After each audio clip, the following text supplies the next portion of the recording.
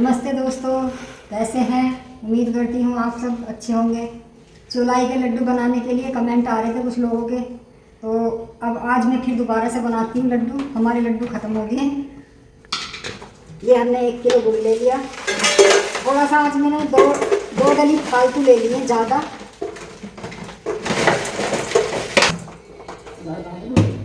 इतना गुड़ ले लिया। ये 1 किलो से थोड़ा फालतू ज़्यादा गुड़ है। और ये हमने थोड़ा पानी डाल दिया इसमें। इतना हमारा गुड़ पिघलेगा। चौलाई हमने छान लिया है, इसको हम छान चुके। ये हमने तिल ले लिए हैं, पिसे हुए तिल पीस लिए हैं मिक्सी से। और ये हमने मूंगफली ले ली है इसमें डालने के लिए। हम इसको पिघला लेते हैं पहले।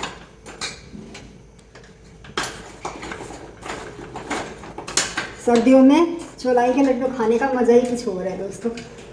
आप भी अपने घर में बना के लड्डू खाया करो। घी के तो नुकसान देते हैं, कुछ लोग खा नहीं पाते, वो ज़्यादा हेल्दी हो जाते हैं। ये हैं कैल्शियम से भरपूर वाले लड्डू। तो चौलाई के लड्डू सारी सर्दी खाने चाहिए, सर्दियों में बनाते रहना चाहिए इनको। बहुत फ़ायदे के होते हैं ना, इनमें घुटनों में इन्हें खाने से घुटनों में दर्द होता है और आदमी एकदम हष्ट पुष्ट रहता है। तिल खाने चाहिए, तिल बहुत फ़ायदेमंद होते हैं, इनको तो ज़रूर खाना चाहिए। हड्डियों को भरपूर कैल्शियम मिलता है इनसे, तो इसीलिए हम चौलाई में भी ये डालते हैं। वैसे चौलाई में बिना तिल के भी बन जाते हैं, पर हम डालते हैं, बहुत फ़ायदे हैं इस तिल के। अब ये हमारा गुड़ पिघलने लग रहा है।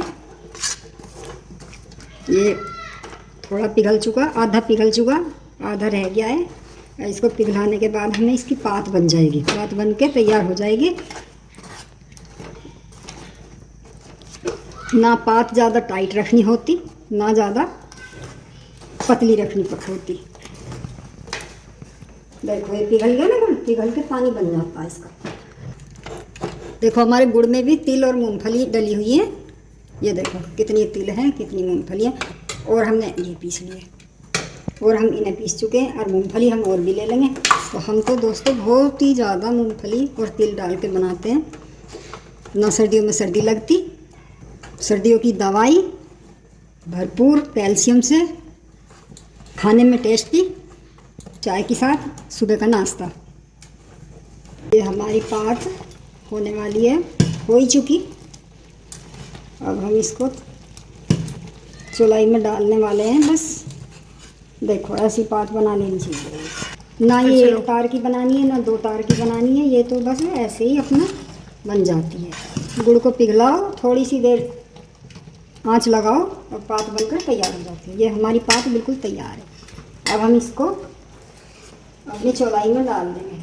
पहले ये तिल डाल देती हूँ, ये तिल डाल देती हूँ मैं पहले। ये तिल डाल दिए मैंने इसमें। देखो अब ये मूंगफली भी डाल देती हूँ और इनको हाथ से चला देती हूँ। अब ये सारे में मिल चुके, ठीक है।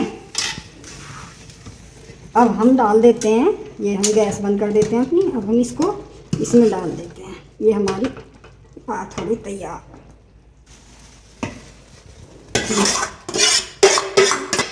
अब इसको ऐसे करके चला दो।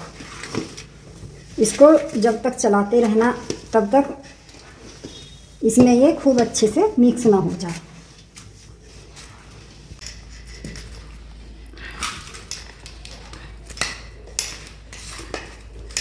इसको खूब अच्छे से चला लेना चाहिए।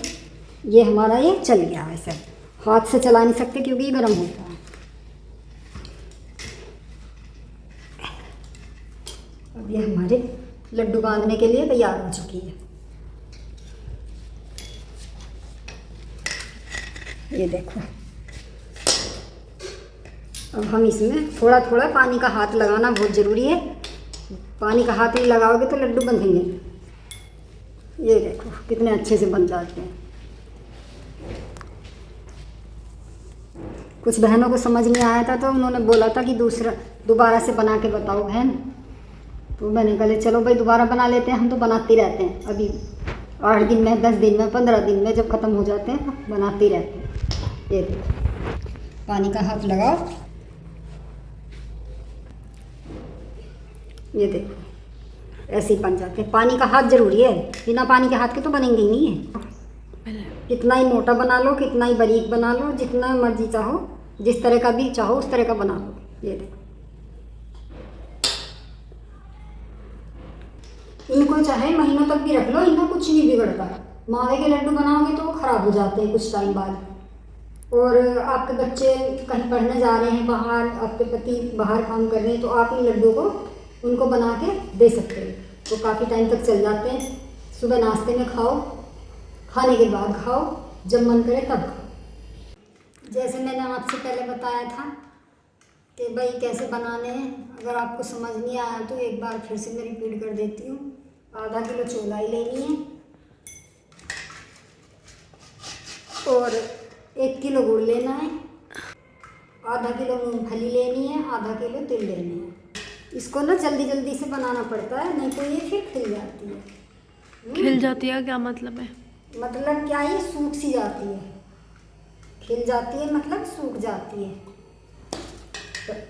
तो फिर लड्डू बनते नहीं हैं इसके। हमारे लड्डू बनकर तैयार हो चुके हैं, मोती जैसे। ये देखो दोस्तों कितने अच्छे लड्डू बनकर तैयार हैं और कितने सारे बने हैं। ठीक है, अब तो समझ आ गया होगा। लाइक करना, कमेंट करना।